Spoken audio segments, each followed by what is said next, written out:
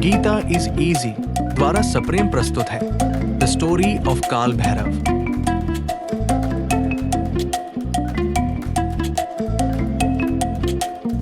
देव और भगवान में अंतर है और ये ब्रह्मांड के प्रति उनके कार्य की भव्यता के कारण है। ब्रह्मा, विष्णु और महेश ही भगवान हैं और इंद्र आदि देव भगवान नहीं हैं। भगवान ब्रह्मा ब्रह्मांड के निर्माता है जो सभी प्राणियों और ब्रह्मांड की अभिव्यक्ति के लिए जिम्मेदार है। पवित्र त्रिमूर्ति के हिस्से के रूप में वे सृष्टि की शुरुआत करते हैं और अस्तित्व की चक्रीय प्रकृति की नींव रखते हैं।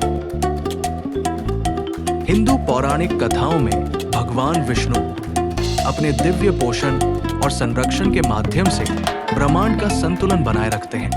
राम और कृष्ण जैसे उनके अवतार बुरी शक्तियों द्वारा बाधित होने पर ब्रह्मांडीय व्यवस्था की रक्षा करते हैं। शिव विध्वंसक और परिवर्तनकर्ता ब्रह्मांड के निर्माण, संरक्षण और विघटन के चक्र में महत्वपूर्ण भूमिका निभाते हैं। अपने विनाश के माध्यम से वो पुराने को साफ करके नवीनीकरण के लिए रास्ता बनाते हैं, जिससे अस्तित्व का निरंतर विकास सुनिश्चित होता है। ऐसा नहीं है कि इन भगवानों के बीच कोई मतभेद नहीं थे। भगवान ब्रह्मा और भगवान विष्णु हमेशा एक दूसरे पर अपनी श्रेष्ठता के दावे को लेकर बहस और लड़ाई करते रहते थे। काल भैरव की उत्पत्ति ब्रह्मा और विष्णु के बीच हुए ऐसे ही एक विवाद से हुई। एक दिन हमेशा की तरह उनके बीच सर्वोच्चता को लेकर लड़ाई शुरू हो गई और अचानक ब्रह्मांड के केंद्र में सफेद प्रकाश उत्सर्जित करने वाला एक स्तंभ प्रकट हुआ।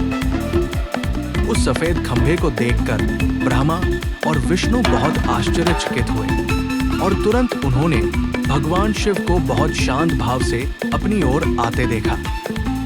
शिव ने ब्रह्मा और विष्णु के बीच मध्यस्थता की पेशकश की। उन्होंने कहा कि जो इस स्तंभ के किसी भी छोर को खोज लेगा उसे सर्वोच्च घोषित किया जाएगा। तुरंत ही भगवान विष्णु अपने वराह अवतार में चले गए और समुद्र में कूद गए। शक्तिशाली वराह ने समुद्र की गहराई तक गोता लगाया, लेकिन वो सफेद स्तंभ के अंत की थाह नहीं पा सके। विष्णु ने भगवान शंकर के सामने विनम्रता से हाथ जोड़कर अपने असफल होने की पेशकश की। ब्रह्मा ने श्वेत स्तंभ के शीर्ष तक पहुंचने के लिए एक श्वेत राजहंस का रूप धारण किया।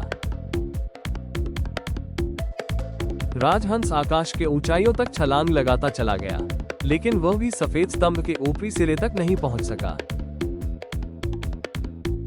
लेकिन ब्रह्मा हार स्वीकार नहीं करना चाहते थे, इसलिए उन्होंने भगवान शिव से झूठ बोला कि वे सफेद स्तंभ के शीर्ष पर पहुंच गए हैं। इसके प्रमाण के रूप में उन्होंने शिव को केतकी का फूल भी दिखाया, जो संभवतः उन्हें सबसे ऊपर मिला था। लेकिन वो सब झूठ ही था और भगवान शंकर को वो पता था। ब्रह्मा से ये झूठ सुनकर उन्हें प्रचंड क्रोध आ गया। वहीं परमोच्च क्षण में भगवान शिव ने काल भैरव का रूप धारण कर लिया, जो बहुत ही भयानक था। भयंकर गुस्से में भगवान शंकर ने अपने एक नाखून से ब्रह्मा के 5 सिरों में एक सर उनके धड़ से अलग कर दिया। हालांकि इस कृत्य के गंभीर परिणाम हुए। उनका सिर काटना ब्रह्महत्या माना जाता था, जो एक भयंकर पाप था। परिणामस्वरूप काल भैरव को अपने पाप के प्रतीक के रूप में ब्रह्मा का सिर अपने हाथ में लेकर पृथ्वी पर भटकने का श्राप दिया गया। कपाली के रूप में काल भैरव इस पाप से मुक्ति पाने के लिए विभिन्न लोकों में भटकते हैं। अंततः वे पवित्र नगरी काशी पहुंचते हैं, जहां अंत में उनके हाथ से सिर गिर जाता है।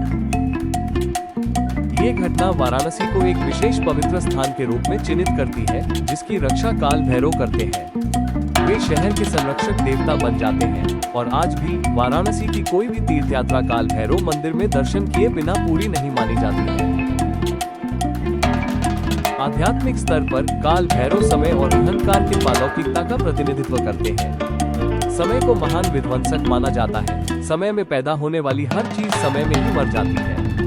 काल भैरव की पूजा करना समय और मृत्यु पर महारत हासिल करने का प्रयास करना है, शाब्दिक अर्थ में नहीं, बल्कि जन्म और मृत्यु के चक्र से आध्यात्मिक मुक्ति के रूप में। काल भैरव की कहानी सिर्फ दैवीय प्रकोप के बारे में नहीं है, बल्कि संतुलन बनाए रखने के लिए विनाश की जरूरत के बारे में भी है।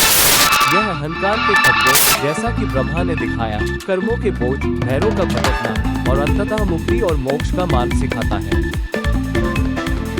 हमें उम्मीद है कि आपको काल भैरव की कहानी बताने का हमारा यह ईमानदार प्रयास पसंद आया होगा। कृपया हमें बताएं कि क्या आप चाहते हैं कि हम कोई अन्य कहानी भी बताएं। धन्यवाद।